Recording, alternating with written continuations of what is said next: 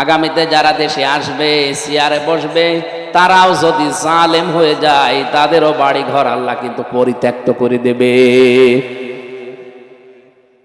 আশা করেছি আপনি বুঝেছেন। এরপরেও যদি কেউ না বোঝার ভান করে থাকেন, এদিকে আসেন, কানের নিচে দুইটা দিলে তখন বুঝবেন। কথা বুঝতেছে? আও আমি জাহেলিয়াত আর আই এম এ জাহেলিয়াত শব্দ দুইটা আমি মিলিয়ে দেখেছি পাশাপাশি। কাজকর্ম প্রায় একই তাদের ছিল। ওদের ছিল 14টা, এদের হয়েছে আর এক কাঠি বাড়িয়ে 15টা। এই জন্য আমরা আর যাই করি যেন জুলুম না করি, কারণ জুলুম যারা করে এরা কিন্তু সরাসরি আল্লাহর মামলার আসামি। আমি 3টা বছর জেল খেটে আসলাম, আমার মামলার বাদী ছিল সরাসরি যারা পালিয়েছে উনি নিজে। যদি কোনো সলিমত দিয়ে আমার মামলার বাদী থাকতো, সর্বোচ্চ 2-3 দিনের বেশি আমারে আটকিয়ে রাখতে পারতো না। কারণ আমি যেই জায়গায় ছিলাম, কয় টাকা লাগবে আপনার? আমি আকিজ গ্রুপের খতিব ছিলাম। ওরা দেখেছিলেন যে গাড়ি চড়তে দিয়েছিল, কত দামি গাড়ি, বেতন ওই রকম আমারে দিত। আমার যা লাগতো আমার সংসারের বাবা আমার আত্মীয় স্বজনের সব ওরা দিয়ে দিত। কি লাগবে ঢাকায় ফ্ল্যাট মেলাট সব বলেছিল, সব নিয়ে নেন। না, যেহেতু শুধু দুনিয়ার জন্য আমার নাম আর একটা টার্গেট আছে, এই জন্য বলেছিলাম কোরআন প্রচারের জন্য যা যা লাগে আপনারা দেন, বাকি যা জনগণ দেবে ওটা আমি মাদ্রাসায় দিয়ে দেব।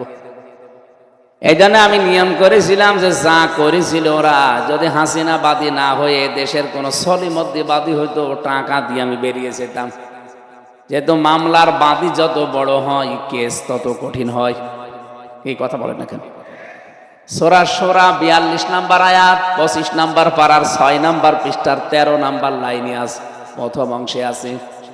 এটা ফি জিলালিল কোরআন তাফসীর থেকে বলছি। আল্লাহ পাক বলেন, ইন্নামাস সাবিলু আলাল্লাযীনা ইয়াযলিমুনান নাস। অবশ্যই আমি আল্লাহ নিজে মামলা দায়ের করব জালেমদের বিরুদ্ধে। আপনি টের পাচ্ছেন কি বললাম? মামলার বাদী হামজা না, মামলার বাদী আকবর আলী না, মামলার বাদী কে? আরো জোরে বলেন। সরাসরি আল্লাহ নিজে বাদী, নিজে বিচারপতি, নিজে যদি বাদী হয় আপনি তো ছাড় পেয়ে যাবেন।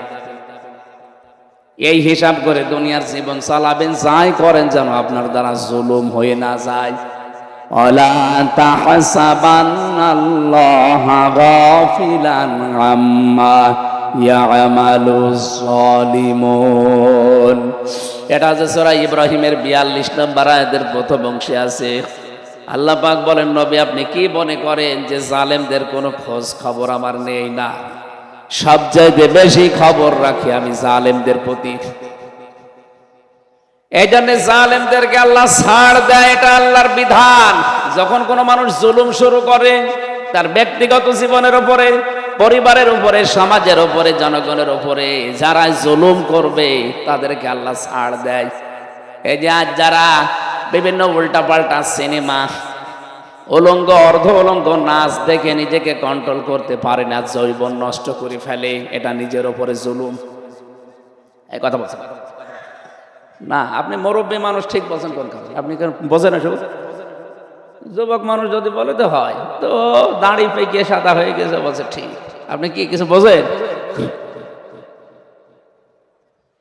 যারা এই যে বিভিন্ন কাজকর্ম করে যৌবন নষ্ট করছেন, এটা কিন্তু একটা অপচয়, জুলুম। এই জুলুম যারা এখনো পর্যন্ত চালিয়ে যাচ্ছেন, থামবেন। শুধু আপনার জন্য আমি বলছেন, এটা রেকর্ড হচ্ছে, কালকেই সারা দুনিয়ায় ছড়াবে। যারা আজ আকাশ সংস্কৃতির মাধ্যমে, পিন আপ করা পত্রিকার মাধ্যমে, বিদেশি সিরিয়ালগুলো দেখে নিজেকে কন্ট্রোল করতে না পেরে যারা শরীরকে ধ্বংস করে ফেলছেন, ওয়ালা তুহলিকু আনফুসাকুম ওয়ালা তুলকু বিআইদিকুম ইলা তাহলুকা।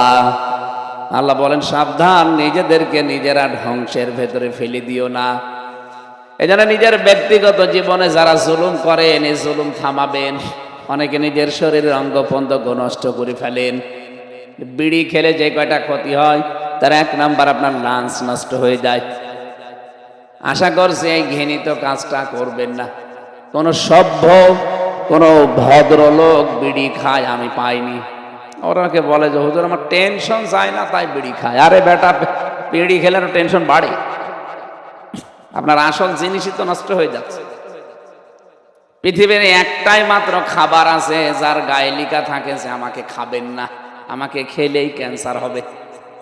পৃথিবীর কোনো বিস্কিটের গায়ে যদি লেখা থাকে যে আমাকে খাবেন না, খেলেই মারা যাবেন, কেউ খাবে? বলেন, যত দামি ব্র্যান্ডের বিস্কুট হোক, ওর গায়ে যদি কেউ লিখে দেয় যিনি বানিয়েছে যেটা খেলেই মরবেন, দোকানদার যদি নিয়ে এসে বলে ভাই ফিরিয়ে দিলাম নেন, দোকানদার মার খাবে। কিন্তু একটাই মাত্র খাবারে দেশে চলছে যার উপরে লেখা আছে যে খাবেন না, খেলে ক্যান্সার হবে, এরপরও মানুষ খায়।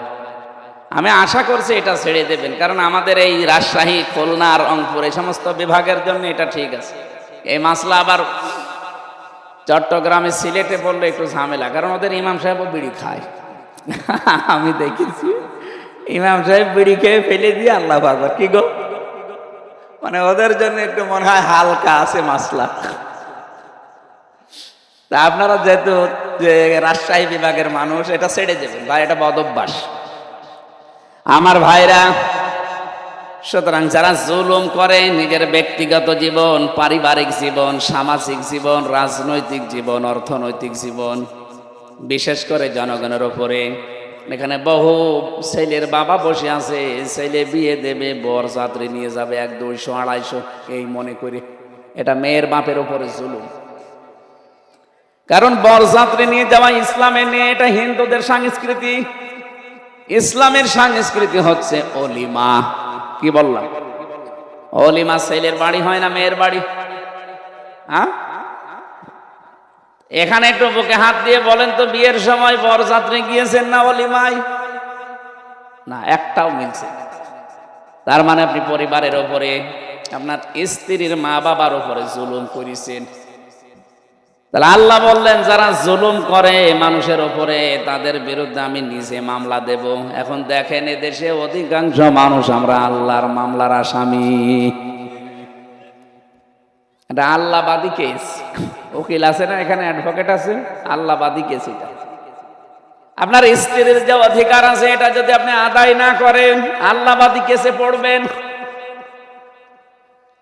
পারিবারিক জীবন থেকে একেবারে আন্তর্জাতিক জীবন পর্যন্ত প্রতিটি জায়গায় সতর্ক থাকা লাগবে। হ্যাঁ, আমি মাজলুম হই, অসুবিধা নেই, কিন্তু আমি যেন জালেম হয়ে না যাই। মাজলুম হলে চোখ বন্ধ হতে হতে বিনা বিচারে, বিনা হিসাবে জান্নাত পেয়ে যাবেন, কিন্তু জালেম হলে তার কোনো মাফ নেই, ওর মামলার বাদীকে। এই 15.5 বছর আপনি বিবেক দিয়ে বলেন, 1628টা চেয়ারে যারা ছিল প্রত্যেকে জালেম। এক কথা বলছেন, হয় ডাইরেক্ট না ইনডাইরেক্ট। কেউ সরাসরি জুলুম করেছে, কেউ সহযোগী ছিল। জালেমদের প্রতি আল্লাহর এত বেশি ঘৃণা, পড়া কোরআন শরীফের সবচাইতে বেশি ঘৃণা শব্দগুলো আল্লাহ জালেমদের নামে দিয়েছেন। আমি সহ যারা আছি সাবধান, আমরা যেন জালেম হয়ে না যাই। আল্লাহ নিজে আমাদেরকে বাঁচাও, বলেন আমিন। কোরআনে কারিমের সূরা মুতাফফিফিন থেকে আমরা তেলাওয়াত করেছি কয়েকটি আয়াত। যারা নেককার, সৎ আমল যারা দুনিয়ায় করবে, এদেরকে পুরস্কার আল্লাহ দেবেন। ওই কথাগুলো আল্লাহ এই আয়াতগুলোতে আমাদের শোনাচ্ছেন, আমরা যেন উদ্বুদ্ধ হই। আজকের আলোচনার বিষয় হচ্ছে প্রতিযোগিতা। কি বললাম? দুনিয়ায় সবাই প্রতিযোগিতায় লিপ্ত, ছোট থেকে বড় প্রত্যেকেই। এটা দিলে মানুষ বোঝে ভালো, প্রতিযোগিতা দিলে মানুষ চেষ্টা করে। আল্লাহ রাব্বুল আলামিন কোরআনে কারিমে জানিয়েছেন, যারা সাধক, লিমিসলি হাদা ফালিয়ামালিল আমিলুন। সূরা সাফফাতের ভেতরে আল্লাহ বলেন যে মানুষগুলো সাধক, পৃথিবীর কম বেশি প্রত্যেকেই সাধক। এই সাধকদের উচিত তারা যেন সাধনা করে প্রতিযোগিতার জন্য। আমি আল্লাহ যে জিনিসটা সামনে রাখলাম এটার জন্য, ওইটা কি? আল্লাহ যেটা সামনে রেখে প্রতিযোগিতার জন্য আমাদেরকে প্রতিযোগী হওয়ার আহ্বান জানিয়েছেন, তার নাম বাগান, তার নাম জান্নাত। খিতামুহু মিস্ক ওয়া ফি যালিকা ফালিয়াতানাফাসিল মুতানাফিসুন। এমন ভাবে মুখ আটকানো আছে জান্নাতের ওই যে খাবার পানিটা, অমিজাজহু তাসনিম, এর সাথে মিশ্রণ করা আছে তাসনিমকে। এটা জান্নাতের এক প্রকার পানি, যেটা আল্লাহ শুধু জান্নাতীদেরকে খাওয়াবেন, অন্য কাউকে দেবেন না। এটা জান্নাতের ভেতরে ব্র্যান্ড পানি। পৃথিবীতে অনেক প্রকার পানি আমরা দেখতে পাচ্ছি, ইসমা পাওয়া যায়, মাম পাওয়া যায়। এ পৃথিবীতে এখন সবচাইতে বেশি দামি পানির নামটা এই যে নীতা আম্বানি যেটা পান করে, মুকেশ আম্বানির স্ত্রী। 60-এর উপরে বয়স, এখনো চেহারা দেখবেন কি মনে হচ্ছে 30ও হয়নি। আর এক বোতল পানি মাত্র 750 গ্রাম, বাংলাদেশের টাকায় 51 লাখ টাকা দাম। আমার মনে হয় শুধু পানি খেতে হলে আমরা অনেকে গরু ছাগল জমি জায়গায় আমাকে নিজেকেও বিক্রি করে দেওয়া লাগবে। বলেন তো, মাত্র 750 গ্রামের একটা পানির বোতলে 51 লাখ টাকা দাম। স্বর্ণের ছাই মিশানো আছে তার ভেতরে, ওটা শরীরের জন্য উপকারী। এটা তাও লিমিট করা আছে। মানে যত ধনী মানুষ হোক, এক একদিন তো আর 500 বোতল খেতে পারে না, নাই 5-6 বোতল খেতে পারে সারাদিনের ভেতরে। কথা বলেন না কেন? আপনি 51 লাখ করে হিসাব করেন, এক বোতল যদি 10 বোতল করে ও রাত দিন 24 ঘন্টায় খেতে পারে, কত টাকার পানি খায় সে। আল্লাহ পাক বলেন মিজাজুহু তাসনিম আইনা ইয়াশরাবু বিহাল মুকাররাবুন। আমার নিকটবর্তী যারা থাকবে, তার মানে যারা জান্নাতি হবে, এই মানুষগুলোর জন্য পানি আমি লিমিট করে দেব না, আনলিমিটেড। এই পানি এর চাইতে কত দামি হতে পারে আপনার মাথায় ধরবে না। জান্নাত আল্লাহ এমন এমন জিনিস দিয়ে সাজিয়েছেন, আমি লোভ দেখাচ্ছি এই কারণে আমরা যেন প্রতিযোগিতা আরম্ভ করি।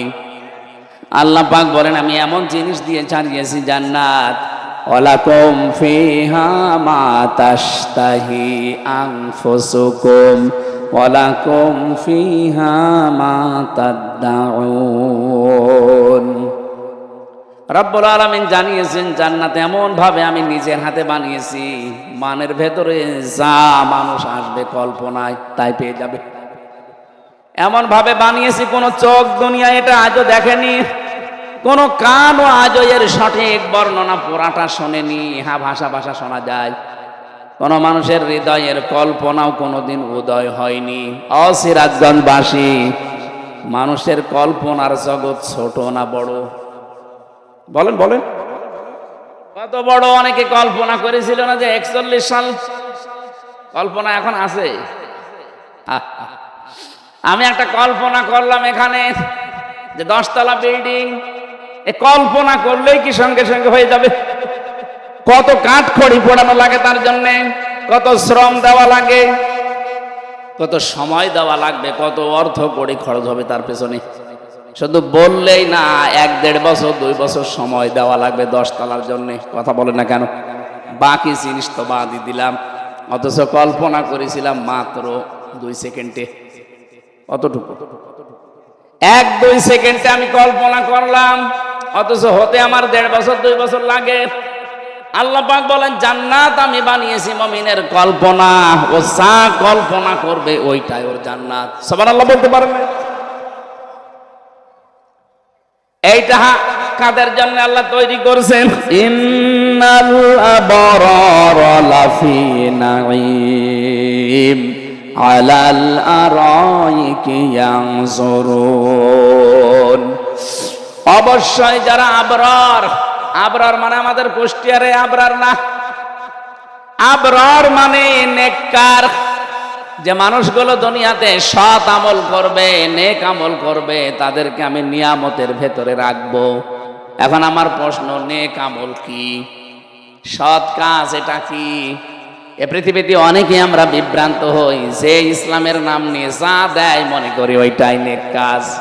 এই যে ব্রাহ্মণবাড়িয়া কুমিল্লা এলাকায় যারা আছে, বিভিন্ন পীরের মাজার পন্থী যারা, এই যে তাহেরি হুজুর, এরা আমাদেরকে দিচ্ছেন এক কাজ, হো হো ইয়ালি বাবা, কেল্লা বাবা, ফতে বাবা, এ কি নেক কাজ নাকি? বলেন বলেন, কি এটা? কি এটা? জিকির তো না, জিকিরের নামে ফিকিরও না। এবার আসেন, আমি একটা দলিল বলছি, সূরা ফুরকান 68 নাম্বার আয়াতে প্রথম অংশে আছে, ভালো করে মিলাবেন। ওয়াল্লাযীনা লা ইয়াদউনা মা'আল্লাহি ইলাহান আখার। রাব্বুল আলামিন বলেন, পৃথিবীর নারী পুরুষেরা যারা তিনটা কাজ দুনিয়ায় করবে, মরণের পরে তাদের শাস্তি আমি আল্লাহ ডবল ভাবে দেব। কাজ একটা, শাস্তি কয়টা? আরো জোরে বলেন। এটা আপনি মিলাবেন নিজের ভেতরে থাকলে এখনই আপনি ছেড়ে দেবেন। কাজ একটা, শাস্তি ডবল। এক নম্বরে যারা আল্লাহকে ডাকে, আল্লাহর জিকির করে, কিন্তু পাশাপাশি অন্য কাউকে যারা ডাকে, এই যে ইয়া আল্লাহ বলতে বলতে ইয়ালি বাবা, কেল্লা বাবা, ফতে বাবা, এর পাশাপাশি যারা অন্য কাউকে যোগ করেছেন, অবশ্যই আপনার শাস্তি ডবল হবে। আপনি বুঝে করেন আর না বুঝে করেন। প্রশ্ন আসতে পারে, হুজুর আমি এতদিন জানতাম না তাই করেছি, এখন তো জানলেন, আগামী থেকে এ জিকির আর করা যাবে না। এমনকি নবীজির নামেও কোনো জিকির নেই, নবীজির নামে আছে দরুদ। এক কথা বলছেন, মা'আল্লাহি ইলাহান আখার, আল্লাহ বাদে অন্য কাউকে জোড়া যাবে না। অথচ আল্লাহর জিকির আমরা যতটুকু করতাম তার চাইতে বেশি মানুষের জিকির এই দেশে আরম্ভ হয়ে গিয়েছিল। আল্লাহ আমার মনে হয় এই জন্য রেগে গেছে। এত রাগ তো করার কথা না। পৃথিবীর ইতিহাস পাল্টিয়ে ফেললেন আপনি। একবারে 350 জন এমপি একেবারে পালিয়ে যায় একদিনে, আমি জীবনে কোনোদিন ইতিহাসেও পড়িনি। অথচ বাংলাদেশে দেখলাম, এক কথা বলছেন না কেন, দেশটা কত রসাতলে চলে গিয়েছিল বলেন। জাতীয় মসজিদের ইমাম পর্যন্ত পালিয়ে গেছে। জোর করে এসেছিল ইমামতি নেওয়ার জন্য, জনগণ জুতা মেরেছে। পরের দিন দেখলাম স্ট্যাটাস দিয়েছে, জুতা মেরেছিল কিন্তু আমার গায়ে লাগেনি। কত বড় শয়তান, কত নিম্নে গেলে অবস্থার তৈরি হয়। আল্লাহ এমনিতে রাখেননি, একটা মরা মানুষকে জিন্দা করার জন্য কি করেননি আপনি বলেন তো? টয়লেটের কোরআনে কারীম যেহেতু আমরা আরম্ভ করেছি, এটা শোনার কিছু নিয়ম আল্লাহ দিয়েছেন। ফাসতামিউ লাহু ওয়া আনসিতু। এক নম্বরে চোখ থাকা লাগবে, দুই নম্বরে শোনা লাগবে। দুইটাই ফরজ। দুইটাই কি? সুতরাং এনারা দুইজন পাশে দেখছেন না কিভাবে বসে আছে, এইভাবে থাকবেন, এদিকে ওদিকে তাকাবেন না। আর আমার চেহারা তো একেবারে খারাপ না, জন্য দিকে তাকানো লাগবে, এদিকে তাকিয়ে থাকে। আমরা যারা বলতে আসি তাদের কিছু দায়িত্ব আছে, আমরা সামনে বলবো ইনশাল্লাহ। আল্লাহ যেন নিজের আঙ্গুল এভাবে ইশারা দিয়ে জানিয়েছেন, এই সেই ঘরগুলো খাবিয়াতান, যেটা আমি উজাড় গৃহ তৈরি করে দিয়েছি, জনশূন্য বানিয়ে দিয়েছি, পরিত্যক্ত করে দিয়েছি, বিমা যালামু, তাদের জুলুমের কারণে। একটা যে কত বাস্তব এখন মনে হচ্ছে। 2024 সালের 5 আগস্টের বিকাল 5টা বাজতে বাজতে আল্লাহ মনে হয় দেখিয়ে দিয়েছে। এদেশের জালেমদের ঘর বাড়ি পর্যন্ত আজ উজাড় গৃহ হয়ে গেছে। আমার কুষ্টিয়ার হানিফ সাহেবের বাড়ির দিকে তাকান, বাড়ি আর এখন বাড়ি নেই, ওটা এখন পরিত্যক্ত মনে হচ্ছে জাতীয় টয়লেট। ওই রাস্তার পাশে যে যায়, পোশাক পায়খানা না লাগলে একটু বলে দেখি কাজ করে আসি। এর কারণও আছে। 2016 সালে যখন হজে গিয়েছিলাম, কাবা শরীফ তাওয়াফ করার পরে উপর দিয়ে ঘুরছিলাম, হঠাৎ দেখি পেটের ভেতরে ব্যথা। এক পুলিশকে ডাক দিয়ে বললাম, ইয়া সাদেক তাল, এদিকে আসেন। কি? এতক্ষণ তো ভালোই লাগছিল, হঠাৎ আমার পেটে খুব ব্যথা করছে, এখানে ফার্মেসি আছে, ঔষধ নেওয়া লাগবে। পুলিশ আমারে বলছে, ইয়া হাজিউল হুজ্জা তাইনা বিলাদুকা, হাজি দেশ কোথায়? জি তুমি বাংলাদেশ। ওর ভাষা দিয়ে আমারে বলছে, হাজি বাংলাদেশ থেকে এসেছেন, আপনি জানেন না এটা কোন জায়গা? না তো, আবু জেহেলের বাড়ি। আপনি এখনো পায়খানা না করে দাঁড়িয়ে আছেন। পায়খানা করে দেখি আমার পেটের ব্যথা ভালো হয়ে গেছে। না, আমি আলহামদুলিল্লাহ সুবহানাল্লাহ বলছি না, মানে আমি বোঝাতে চাচ্ছি আল্লাহ যেন আমারে ধরে বলছে, ওই হামজা, এত টাকা খরচ করে আসলে আর ওই শয়তানের মুখে পায়খানা না করে চলে যাবা, তাড়াতাড়ি করো। যেহেতু তার বাড়িটা ছিল অভিশপ্ত, কারণ ওখানে জুলমের পরামর্শ হতো, মানুষকে কষ্ট দেওয়ার জন্য তারা ষড়যন্ত্র করতো ওই ঘরে বসে বসে, এমনকি নবীকে হত্যার ষড়যন্ত্র হয়েছিল ওই জায়গায়। পৃথিবীর ইতিহাসে এইটাই, যে জায়গাগুলো জুলুমের জন্য নির্ধারণ করে মানুষ, সেখানে বসে জুলুমের সলা পরামর্শ করে, দুর্বিসন্ধি করে, ওই জায়গা পর্যন্ত আল্লাহ অভিশপ্ত করে দেয়। এই জন্য জালেমদের বাড়ি ঘর পর্যন্ত এখন পরিত্যক্ত। আপনার বিশ্বাস না হলে ঢাকায় যান, যে বাড়িটা এত দামি বাড়ি, মানুষের কাছে অনেকে আবেগে চুমা খেত, অথচ সেই বাড়ি পর্যন্ত এখন দেখেন মানুষ টয়লেট করছে। আমার মনে হয় আমার মতো পেটে অনেকের ব্যথা হচ্ছে, এই জন্য যে ওখানে কাজ সারছে। এখান থেকে আমাদের কি নেওয়া লাগবে? এরপরের আয়াতে আল্লাহ এটা আমাদের দিয়েছেন, ইন্না ফি যালিকা লাআয়াতাল লিকাউমিন ইয়ালামুন। এখানে আলেম আছে কিনা জানি না, ইন্না ফি যালিকা লাআয়াতান, আল্লাহ লামে তাকিদ দিয়েছেন, সুপারলেটিভ ডিগ্রি এটা, এর চাইতে বড় ভয়ঙ্কর শব্দ আর হয় না। আল্লাহ বলেন অবশ্যই আমি আল্লাহ গ্যারান্টি দিয়ে বলছি, এর ভেতরে শিক্ষা আছে। কাদের জন্যে? লিকাউমি ইয়ালামুন, যাদের অন্তত জ্ঞান আছে তাদের। তাহলে আমাদের এখানে জ্ঞানী মানুষ যারা, আমাদের শিক্ষা কি? এদের যে শিকড় ছিল আপনি কল্পনাও করতে পারবেন না। 15 বছরে জালেমরা এত গভীরে চলে গিয়েছিল তার শিকড় নিয়ে, একেবারে দারওয়ান থেকে শুরু করে সংসদ পর্যন্ত সব জায়গায় লোক ঠিক করা ছিল। একটু মানালাম নাকি? এরকম করেছিল না?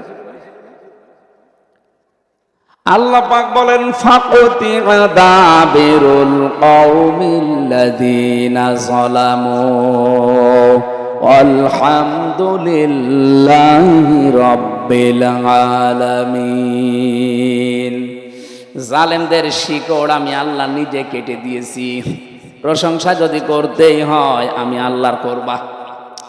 এখান থেকে যেটা আমরা নিতে পারি শিক্ষা হিসাবে, এত বড় বড় কঠিন ভয়ঙ্কর শিকড় যদি আল্লাহ কেটে দিতে পারে, এত গভীরের শিকড় পাল্টিয়ে দিয়েছেন। বঙ্গবন্ধু টয়লেট কেন? এটা দেওয়া লাগবে কেন?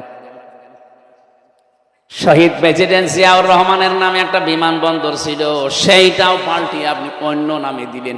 এত হিংসা আপনার ভেতরে কোন কারণে? জিয়াউর রহমানের জীবনে কিচ্ছু যদি ওনার কবুল না হয়, একটা কাজ আমার সবচাইতে বেশি ভালো লেগেছে আরাফাতের ময়দানে। এই যে হাজী সাহেব সাক্ষী, নিম গাছ লাগিয়ে দিয়েছে, হাজার হাজার। কি তাপ ওখানে জানেন? 40, 42, 45, 50 ডিগ্রি সেলসিয়াস চলে। সেখানে একটু হাওয়া, একটু যদি ছায়া পায়, মনে হচ্ছে আরশের ছায়া পেয়েছি। আমি নিজেও তো ছিলাম ওখানে। শুধু বাংলাদেশের মানুষ না, তামাম দুনিয়ার মানুষের আরাফাতের ময়দানে যায়। হয়তো জিয়াউর রহমানের নাম জানে না, কিন্তু নিম গাছের ছায়া পায়। ওই দেশে এখন নিম ট্রি বলে, মানে জিয়া ট্রি বলে ডাকে, জিয়া গাছ বলে ওইটাকে। আমি ভাবি ওই সময় যখন ছিলাম, 2 বার গিয়েছি, মনে মনে ভাবতাম, আল্লাহ ওনার জীবনের কিছু যদি তোমার ভালো না লাগে, এই হাজীদের এই খেদমতের ওসিলায় তারে তুমি মাফ করে দিও। তার নামে একটা বিমানবন্দর ছিল, সেইটাও আপনি পাল্টিয়ে এমন মানুষের নাম দিয়েছে, এমন আবেগওয়ালা জায়গা আমাদের, সেটা যেন আমরা পাল্টাতে না পারি। যাতে মাতাল হলো তাহলে ঠিক আছে। নাম পরিবর্তনের হিড়িক তৈরি করেছিলেন 15.5 বছরে। কি করেননি? কোন জায়গার নাম বাকি আছে? আর এই বড় হরে একটা ব্রিজ হবে, কালভার্ট হবে মাত্র 2 হাত, সেইটাও বঙ্গবন্ধু ব্রিজ। কেন? এখানে আর এলাকার মানুষ নেই কেউ? এই এলাকাকে শান্ত শিষ্ট রাখার জন্য, নিরাপত্তা দেওয়ার জন্য কত মানুষ কাজ করে জীবন দিয়ে, কেন তাদের নামটা দেওয়া যায় না? কোথায় ওনার বাড়ি? সেই গোপালগঞ্জে, ওনার নাম দেওয়া লাগবে কোন কারণে? এ দেশের জন্য কি আর কেউ কিছু করে নাই? যারা বেশি ভূমিকা রেখেছিল তাদের আজ কোনো খবর নেই। মাওলানা ভাসানের নামে কি করেছেন আপনি? কিছুই করেননি। এই জন্য আল্লাহ বাদে অন্য কাউকে যারা সামনাসামনি দাঁড় করাতে চাচ্ছেন, আমি কিন্তু ইঙ্গিত দিলাম, শুধু আশা করছি মাথায় যদি গোবর না থাকে আপনি বুঝে ফেলেছেন। হ্যাঁ, কথা বলছেন না, আন্দাজ দিলাবেন না। আল্লাহর পাশে অন্য কাউকে দাঁড় করানো যাবে না। আমরা দেখলাম আল্লাহর উপরে তুলে ফেলেছিল, পেছনে তো লেখা থাকবে লা ইলাহা ইল্লাল্লাহ, অথচ আল্লাহু আকবার। এটা কোরআনের নির্দেশ। ওয়া কালিমাতুল্লাহি হিয়াল উলিয়া। তোমাদের কাছে সব চাইতে উপরে থাকবে কার নাম বলেন? এখন ডক্টর ইউনূসের পেছনে লেখা দেখেন না, কি আছে? লা ইলাহা ইল্লাল্লাহু মুহাম্মাদুর রাসূলুল্লাহ। আমরা তো এইটা চাই। আপনি সেখানে সব বাদ দিয়ে শুধু নিজের নাম, বাবার নাম, কি করেছিলেন ওই সময় কোনো অবদান তো আমরা ইতিহাস পড়ে পাচ্ছি না। তাও আপনাদের বানানো ইতিহাস তারপরেও নেই। আপনারা ছিলেন জামায় আদরে ওখানে বসে বসে পাকিস্তানে, ভারতে, আর আপনার বাবা ছিল পাকিস্তানের জেলখানায়। কি করেছে? অবদান যাদের আছে তাদেরকে আজ উল্টা পাল্টা নাম দিয়ে দেশ থেকে কত কিছু করলেন। যারা সম্মুখ যুদ্ধে জীবন পর্যন্ত দিয়ে গেল তাদের আজ খোঁজ নেই। আমি নিচে নামলাম না, শুধু ইঙ্গিত দিলাম এখন থেকে যেন ভুল কেউ না করেন। আল্লাহর সাথে অন্য কাউকে ডাকবেন না, তাকে দাঁড় করানোর চেষ্টা করবেন না। যদি করেন আপনার শাস্তি ডবল হবে। কথা বুঝতেছেন? এজন্য নেক কাজ কি আমরা অনেকেই জানি না। যে যা দেয় মনে করি এইটাই ইসলাম, এইটা জিকির, এইটাই নেক কাজ। না, নেক কাজ হওয়ার জন্য শর্ত দুইটা। কয়টা বলেন? এক নম্বরে আল্লাহর বিধান থাকা লাগবে ওই বিষয়ের ভিতরে। দুই নম্বরে তরিকা থাকা লাগবে, পদ্ধতি থাকা লাগবে রাসূলুল্লাহর। এখন থেকে জীবনে যে কাজ করেন দেখবেন আল্লাহর বিধান এখানে আছে কিনা। দুই নম্বরে কাজ আমার রাসূলের জীবনে ছিল কিনা। আপনি আমি কোন কাজ ভালো মনে হচ্ছে আমার মনে, আমি করলাম না, এটা ভালো কাজ না। নেক কাজ হওয়ার জন্য শর্ত এই দুইটা। আর আল্লাহ আমাদের কাছে বেশি বেশি কাজ চান না। আল্লাহ বেশি বলেন যে আমি ভালো কাজ দেখতে চাই, কাজটা যেন ভালো হয়। আল্লাযী খালাকাল মাউতা ওয়াল হায়াতা লিয়াবলুয়াকুম আইয়ুকুম আহসানু আমালা। আমি তোমাদের মওত আর হায়াত বানালাম, দুনিয়ায় পাঠিয়ে দিলাম। আমি দেখতে চাই কিছুদিনের জন্য তোমরা ভালো কাজ করে আমার কাছে কি আসতে পারো। আল্লাহকে বেশি কাজ চাই না ভালো কাজ? বলেন। আপনি কত প্রজেক্ট হাতে নিয়েছিলেন, এত তো দরকার না, কাজটা ভালো করে করেন। কুষ্টিয়ার মেডিকেল কলেজ বিশাল কলেজ বানিয়েছে, উদ্বোধনের আগেই ভেঙে পড়ে গেছে। কেন? এত বড় দরকার কি আপনি ছোট করে বানান, কিন্তু কাজটা এমন ভাবে বানাবেন যেন অন্তত টার্গেট ছিল 100 বছর যেন টিকে থাকে। রাস্তার জন্য আপনি বাজেট করেছেন এখান থেকে ঢাকা পর্যন্ত 150 কিলো, কেন? এত দরকার কি আপনি 50 কিলো করেন, কিন্তু ওটা যেন টিকে থাকে। 4-5 বার করে উনি নিয়ে আসবে খালি বাজেট। এখান থেকে খালি মারিং কাটিং করবে আল্লাহর নাম নিয়ে। না, আমাদের হচ্ছে না ভাই। ভালো কাজে আমরা বুঝি না, আন্দাজে যে যা দেয় ভালো কাজ হবে না। ভালো কাজ করার জন্য অবশ্যই আল্লাহর বিধান থাকা লাগবে এবং ওর ভেতরে আল্লাহর রাসূলের তরিকা থাকা লাগবে। নবীজি খুব বেশি কাজ করেছেন 63 বছরে, না মাত্র 63 বছর, কিন্তু এমন চিরন্তন হয়ে আছেন কিয়ামত পর্যন্ত তার এই কাজের পরিস্থিতি বলেই শেষ করা যাচ্ছে না। মাত্র 63 বছর, আর ইনার বয়স এখন 85 বছর। আজকে দেখলাম গাড়ির ভেতরে একটা বই লিখেছে যে ঈমান আনার পূর্ব শর্ত কি। আমি বইটা আজকে যাওয়ার সময় পড়বো, ওর উপরে আজকে একটা আলোচনা করব রাতের বেলা। গুরুত্বপূর্ণ নতুন একটা বিষয় মনে হলো আমার কাছে, আমি প্রথম আয়াতটা দেখেছি। আমার আজকের বিষয় ছিল, আমরা যদি প্রতিযোগিতা করে আল্লাহর বানানো জান্নাতে এখন দৌড়িয়ে যেতে চাই, আমাদেরকে নেককার হওয়া লাগবে, সৎ আমলকারী। এই প্রতিযোগিতায় অবতীর্ণ হওয়া লাগবে। যে যেখানে পারেন এই অল্প জীবনে প্রতিযোগিতার মাধ্যমে এগিয়ে যেতে হবে। কেউ আপনাকে এই দুনিয়া এগিয়ে দেবে না। এই দুনিয়ার জীবনটা আল্লাহ আমাদের জানিয়েছেন এটা ধোঁকা। আপনার স্ত্রী এটা ধোঁকা, আপনার ছেলে মেয়ে ধোঁকা। যদি প্রমাণ করতে চান আজকে রাত্রে বাড়ি যান, স্ত্রীকে বলবেন, আশপাশের লোককে যে বলবা যে আমার স্বামী মারা গেছে, ওনাকে আপনার এই খাটে থাকেন, খাটের নিচে কবর দেব, আপনি রাজি আছেন? আপনার বউ বলবে ওরে ও গোরস্থানে নিয়ে যান। এক কথা বলছেন না?